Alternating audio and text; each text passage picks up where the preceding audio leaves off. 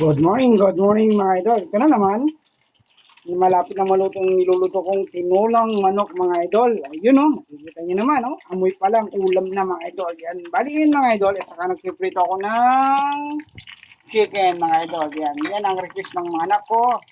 Magluluto daw ako ng fried chicken mga idol. Ayun o, nakikita nyo naman, ang cute-cute ng pinaglulutuan ko. Ang liit mga idol. Yun o, good morning mga idol.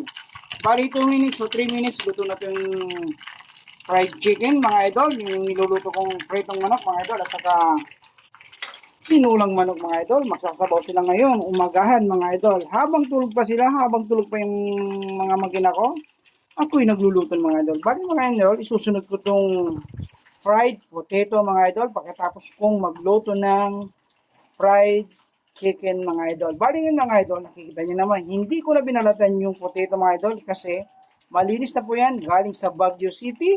Good morning mga idol. Pag pinalito mo na yan, quality mga idol. Good morning. Nakikita nyo naman mga idol, oh. Yan ang simpleng buhay probinsya mga idol. Good morning mga idol. Yun oh, magluluto tayo mga idol. Oh, good morning. Yun oh.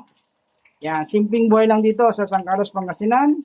Nandito ako sa bahay ng asawa ko. Ako'y nagluluto ng pang-almusal namin mga idol. Good morning mga idol. Yun know.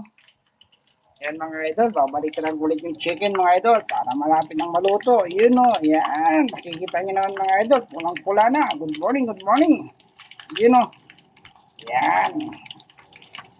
Wow, parang nasa Jollibee o McDo. Pinagsama ko na, Jollibee, McDo. Yan know.